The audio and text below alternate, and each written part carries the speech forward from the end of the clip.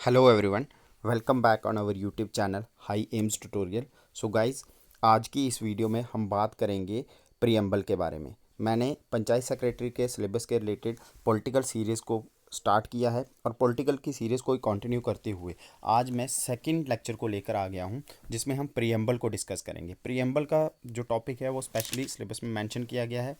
ये बहुत important topic है। ये सिर्फ पंचायत सेक्रेटरी में ही नहीं पूछा जाता, बल्कि बाकी सारे भी जितने भी एग्ज़ाम्स होते हैं, चाहे एसएससी का हो, जेके एसएसबी का हो या जेके पीएससी का हो, हर एक एग्ज़ाम, हर एक कॉम्पिटिटिव एग्ज़ाम में प्रीएम्बल के टॉपिक में से क्वेश्चन आते ही आते हैं। आज की वीडियो स्टार्ट करने से पहले मैं आप सब लोगों को एक बार फिर से बता दूं कि पंचायत सेक्रेटरी की सारी क्लासेस इस चैनल पर हर दिन अपलोड की जा रही हैं। आप सब लोग free of cost in classes को अवेल कर सकते हैं। सो गाइज, वीडियो शुरू करने से पहले मैं आप सब लोगों को एक बार फिर से बता दूं कि हमारे इस चैनल को ज़्यादा से ज़्यादा सब्सक्राइब करें, चैनल को शेयर करें, लाइक करें, कमेंट करें और हाँ, बेल आइकन दबाना ना भूलें ताकि आने वाली हर एक वीडियो की नोटिफिकेशन आप सब लोगों तक पहुंच पाए। सो आज के टॉपिक को स्टार्ट करते हैं और बात करते हैं प्रीएम्बल के बारे में। प्रीएम्बल है क्या? सबसे पहले कुछ फैक्ट्स जो हैं प्रीएम्बल के बारे में क्लियर होने चाहिए। प्रीएम्बल को हम क्या कह सकते हैं? प्रीएम्बल जो है उसको हम इंट्रोडक्शन ऑफ द कॉन्स्टिट्यूशन कहते हैं, या प्रीफेस ऑफ द कॉन्स्टिट्यूशन भी कह सकते हैं, या प्रीएम्बल को हम identity card of the Indian constitution भी कहते हैं। क्यों हम इसको ये सब कहते हैं? प्रीएम्बल की कहानी जो है वो बेसिकली कुछ शुरू होती है ऑब्जेक्टिव रेजोल्यूशन से। जब क्या होता है कि हमारे जो first prime minister of India Pandit Jawaharlal Nehru ji, वो 13 दिसंबर 1966 1946 में क्या करते हैं?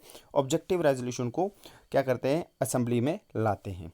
ऑब्जेक्टिव रेजोल्यूशन को वो असेंबली में लाते हैं और उस ऑब्जेक्टिव रेजोल्यूशन में था क्या? उसमें ये था कि भाई एक्चुअल में जो हमारा कॉन्स्टिट्यूशन बनेगा, उस कॉन्स्टिट्यूशन का बेसिक स्ट्रक्चर क्या होगा, फिलॉसफी क्या होगी कॉन्स्टिट्यूशन की, किस तरीके का कॉन्स्टिट्यूशन हमारा होने वाला है, किस तरीके से हम उसको फ्रेम करेंगे, ये सारी के सारी चीज़ें ऑब्जेक्टिव रेजोल्यूशन में लाई गई।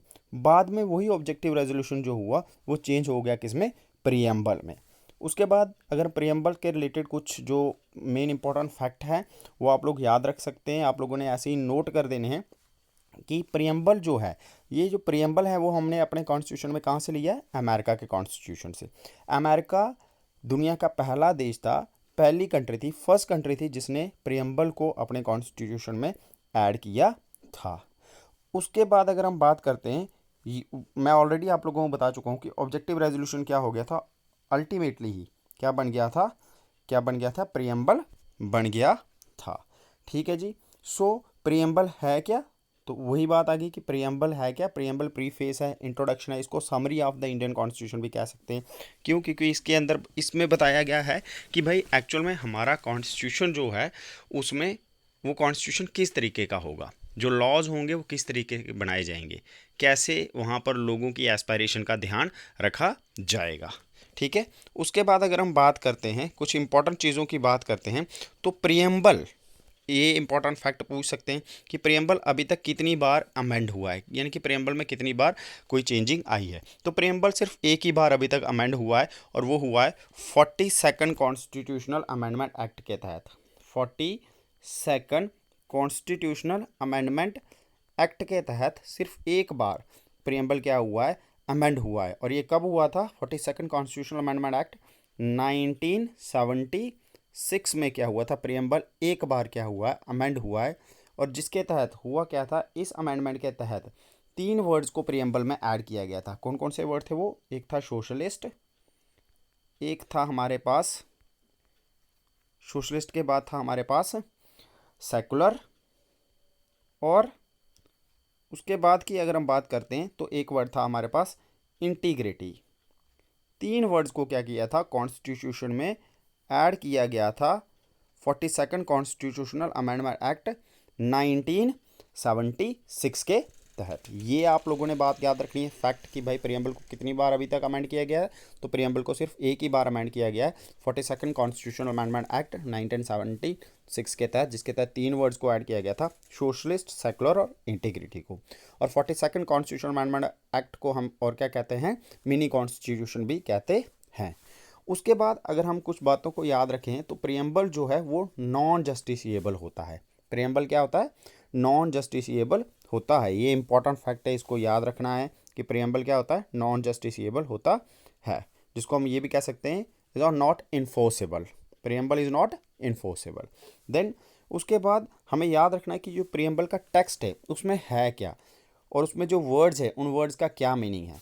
जब हम इसके टेक्स्ट को पढ़ते हैं तो यहाँ पर दिया गया है, we the people of India having solemnly resolve to constitute India into a, कहते हैं हम भारत के नागरिक क्या करते हैं, शपथ लेते हैं कि हम भारत को क्या बनाएंगे या भारत देश कैसा होगा, सॉवरन। सॉवरन का क्या मतलब होता है, सबसे पहले सॉवरन, सॉवरन कंट्री कौन सी होती है। तो सॉवरन कंट्री की जब हम बात करते हैं तो सॉवरन कंट्री एक ऐसी कंट्री होती है जो कंट्री किसी दूसरे देश की गुलाम नहीं होती, जो कंट्री फ्रीली डिसीजन लेती है, वो कभी भी किसी दूसरे देश के, बाहर के किसी दूसरे देश के दबाव में आकर कोई फैसला नहीं लेगी। वो सारे के सारे फैसले जितने भी अपने देश को चलाने के इंटरनल फैसले हैं, डिसीजंस है, वो खुद अपने ही दम पर लेंगे। यानी कि कोई भी कंट्री किसी दूसरी कंट्री की जो गुलाम नहीं है, वो क्या है, एक सॉवरन कंट्री है। देन उसके बाद हम इंडिया को कैसा देश, इंडिया कैसा देश है और सोशलिस्ट। अगर हम सोशलिस्ट की बात करते हैं, भाई सोशलिस्ट क्या है, तो सोशलिस्ट का मतलब क्या होता है। जब हम सोशलिस्ट की बात करते हैं तो सोशलिस्ट एक ऐसी कंट्री होती है जहाँ पर सोसाइटी में, socialist is related to society, जहाँ पर सोसाइटी में सभी लोगों को इक्वली ट्रीट किया जाता है। यानी कि भारत में हम क्या करते हैं, भारत जो है सोशलिस्ट कंट्री भी है जहाँ पर सभी लोगों को इक्वली ट्रीट किया जाता है। यानी कि जहाँ पर जो वेल्थ है वो इक्वली डिस्ट्रीब्यूट करी जाती है, और वेल्थ को इक्वली डिस्ट्रीब्यूट किया जाएगा, ये प्रीएम्बल में लिखा गया है। वेल्थ को इक्वली डिस्ट्रीब्यूट करने का मतलब क्या हो गया कि कोई बहुत ज़्यादा अमीर ना हो जाए और कोई बहुत ज़्यादा गरीब ना हो जाए, इनके बीच में डिफरेंस बढ़ा ना जाए, बहुत ज़्यादा बढ़ ना जाए। ठीक है, तो इसको हम कम कैसे करते हैं कि कोई ज़्यादा बहुत ज़्यादा गरीब ना हो या बहुत ज़्यादा अमीर ना हो जाए। गवर्नमेंट पॉलिसीज़ के थ्रू हम क्या करेंगे, गवर्नमेंट पॉलिसीज़ के थ्रू कोशिश करेंगे कि हम क्या करें, एक सोशलिस्ट सिस्टम को बनाए रखें। गवर्नमेंट पॉलिसीज़ के थ्रू हम कैसे अमीरी गरीबी के डिफरेंस को कम कर सकते हैं। जैसे कि कोई बहुत अमीर होगा तो उसको जिसकी जितनी ज़्यादा इनकम होगी उसको उतना ज़्यादा इनकम टैक्स लगेगा, जिसकी जितनी कम होगी उसको उतना कम लगेगा। तो इस तरीके से बहुत ज़्यादा कोई अमीर ना हो जाए, बहुत ज़्यादा कोई गरीब ना हो जाए, गवर्नमेंट पॉलिसीज़ के थ्रू। ऐसा नहीं है कि ज़बरदस्ती अमीर आदमी के पैसे छुड़ाकर गरीब को दे दिए, नहीं। हम सोशलिस्ट यानी कि हम क्या करेंगे, वेल्थ को इक्वली डिस्ट्रीब्यूट करेंगे, पर कैसे कैसे कोशिश करेंगे वेल्थ को इक्वल डिस्ट्रीब्यूट करने की, गवर्नमेंट पॉलिसीज़ के थ्रू, ज़बरदस्ती नहीं। उसके बाद और क्या कहता है प्रीएम्बल का टेक्स्ट, इसमें लिखा हुआ है इंडिया और कैसा है, सेकुलर कंट्री है। कैसी कंट्री है इंडिया, सेकुलर। तो सेकुलर कंट्री का क्या मतलब होता है भाई, सेकुलर का क्या मतलब होता है, सेकुलर का मतलब ये होता है कि एक ऐसा देश जहाँ पर सभी धर्मों को इक्वली ट्रीट किया जाए, जहाँ पर किसी भी एक धर्म को बहुत ज़्यादा प्रेफरेंस ना दी जाए, जहाँ पर सभी धर्म के लोग बराबर हों। इंडिया कैसा देश है जहाँ पर सभी धर्म के लोग क्या हैं, जब कॉन्स्टिट्यूशनली कानून के अकॉर्डिंग, लॉ के अकॉर्डिंग सभी धर्म के लोगों को इक्वली ट्रीट किया जाता है, सभी को इक्वल राइट्स मिलते हैं। यहाँ पर कुछ ऐसे देश होते हैं जहाँ पर क्या होता है कि उन्होंने एक अपने धर्म को डिक्लेयर किया होता है कि हम क्या हैं, हम भाई इस्लामिक देश हैं, तो वहाँ के लॉज भी क्या होते हैं, इस्लामिक लॉज होते हैं। ठीक है, लेकिन इंडिया में कोई भी धर्म नहीं है, इंडिया में सभी धर्म जो हैं वो बराबर हैं। यहाँ पर इंडिविजुअल मैटर करता है, ना कि धर्म। ठीक है जी। उसके बाद हम बात करते हैं डेमोक्रेटिक। इंडिया कैसा देश है, एक डेमोक्रेटिक देश है। डेमोक्रेटिक देश का मतलब क्या होता है, डेमोक्रेसी का मतलब क्या होता है, जहाँ पर लोग अपने रिप्रेजेंटेटिव को खुद चुनते हैं, वोट करते हैं on the basis of universal adult franchise. यानी कि 18 साल की ऊपर के उम्र के लोग जो होते हैं वो वोट करके अपने रिप्रेजेंटेटिव को खुद चुनते हैं।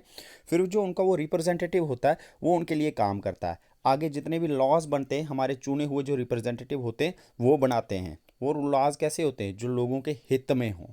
ठीक है जी। तो ये सारा प्रोसेस यहाँ कहाँ पर होता है, एक डेमोक्रेटिक देश में होता है। देन उसके बाद हम बात करते हैं रिपब्लिक। रिपब्लिक कौन सी कंट्री होती है, व्हाट इज़ रिपब्लिक। अगर हम जब रिपब्लिक की बात करते हैं कि भाई रिपब्लिक क्या है, ठीक है, तो हम रिपब्लिक की बात करेंगे तो रिपब्लिक एक ऐसा देश होता है जहाँ का जो हेड होता है वो क्या होता है, इलेक्टेड होता है। जहाँ का हेड जो होता है वो इलेक्टेड होता है, मतलब वहाँ पर जो अपना हेड होता है वो लोग खुद चुनते हैं कैसे चुनते हैं? वोट करके, डायरेक्टली, या वो चाहे वो डायरेक्ट मेथड ऑफ इलेक्शन हो या इनडायरेक्ट मेथड ऑफ इलेक्शन हो। जैसे हम इंडिया की बात करें तो हेड ऑफ द स्टेट कौन है? प्रेसिडेंट है। और उसको कैसे चुनते हैं हम? इनडायरेक्टली। इनडायरेक्टली कैसे? हम प्रेसिडेंट के इलेक्शन में वोटिंग नहीं कर रहे हैं, पर हमारे चुने हुए नुमाइंदे यानी कि एमपीज और एमएलएज जो होते हैं वो क्या करते हैं? वोट करते हैं। यानी कि हमारे चुने हुए नुमाइंदे क्या करते हैं? वोट करते हैं। इनडायरेक्ट मेथड से वो क्या हमारा प्रेसिडेंट जो है वो इलेक्ट होता है। तो रिपब्लिक कंट्री वो होती है जहाँ का हेड जो होता है वो क्या होता है? इलेक्टेड होता है। वो यानी कि वहाँ पर ये नहीं होगा कि वहाँ पर कोई मोनार्कल सिस्टम नहीं होगा कि वहाँ पर जैसे कि जो राजा हो गया तो उसका जो सन होगा बाद में वो राजा बन जाएगा ना। जैसे यहाँ पर हम नेपाल की एग्जाम्पल ले सकते हैं। कुछ साल पहले तक नेपाल में क्या था? राजे महाराजों का ही सिस्टम था। राजा राजा का बेटा ही आगे जो सन होता था वही राजा बन जाता था। ठीक है। तो डेमोक्रेटिक रिपब्लिक कंट्री में ऐसा कुछ नहीं होता। रिपब्लिक कंट्री में क्या होता है? रिपब्लिक का मतलब क्या होता है? जहाँ का जो हेड होता है वो इलेक्टेड होता है। वहाँ का हेड डायरेक्टली मतलब वो हेरिडेटरी नहीं होगा। वहाँ पर क्या होगा? वो जो हेड होगा वो कैसा होगा? इलेक्टेड होगा। ठीक है जी। ये कहता है हमारा प्रियम्बल का टेक्स्ट कि we the people of India having solemnly resolved, हम भारत के नागरिक क्या करते हैं? शपथ लेते हैं कि हम इंडिया को सॉवरन, सोशलिस्ट, सेकुलर, डेमोक्रेटिक देश बनाएंगे और रखेंगे, और जो हमारी इंडिया है भी, and to secure to all its citizen, और हम अपने सिटीजन्स को क्या करेंगे? सिक्योर करेंगे, सिक्योरिटी प्रोवाइड करेंगे। सिक्योरिटी कैसे प्रोवाइड करेंगे? सबके साथ क्या होगा? जस्टिस होगा। सबसे पहले क्या आ गया? जस्टिस। तो जस्टिस कौन कौन सा? कैसा justice? Social justice, economic justice, political justice. ये तीनों प्रकार के जस्टिस जो होंगे वो लोगों को दिए जाएंगे। सोसाइटी में सबको इक्वली ट्रीट किया जाएगा। लोगों इकोनॉमिक जस्टिस यानी कि सब लोगों को क्या की जाएगी? वेल्थ इक्वल डिस्ट्रीब्यूट करने की कोशिश की जाएगी। पॉलिटिकल प्रोसेस में भी लोग क्या कर सकते हैं? पार्टिसिपेट कर सकते हैं वोट देकर। ठीक है। उसके बाद हम क्या करेंगे? लोगों को लिबर्टी प्रोवाइड करेंगे। लिबर्टी क्या होगी? आज़ादी। Liberty of thought, expression, belief, faith and worship. ये सारी चीज़ें हम प्रोवाइड करेंगे लोगों को। अब आज़ादी प्रोवाइड करेंगे, इसका ये मतलब नहीं है कि हम अपनी आज़ादी का गलत इस्तेमाल करें। जब हम अपनी आज़ादी का गलत इस्तेमाल करेंगे तो वो कानून की उल्लंघना होगी, तो उसका क्या हो जाएगी? कानून के अकॉर्डिंग सज़ा मिल जाएगी। आज़ादी का मतलब क्या होगा? राइट वे में अपनी आज़ादी को क्या करना? इस्तेमाल करना। देन और किस तरीके से सिक्योरिटी प्रोवाइड की जाएगी? इक्वालिटी। इक्वालिटी जो इक्वालिटी ऑफ अपॉर्चुनिटीज़ आप कह सकते हैं। ठीक है ना। सबको इक्वली ट्रीट किया जाएगा। ठीक है। फ्रेटर्निटी। फ्रेटर्निटी का मतलब क्या होता है? ब्रदरहुड, भाईचारा बनाए रखेंगे। Assuring the dignity of the individual and the end उसके बाद and the unity and integrity of the nation. ठीक है। हम क्या करेंगे?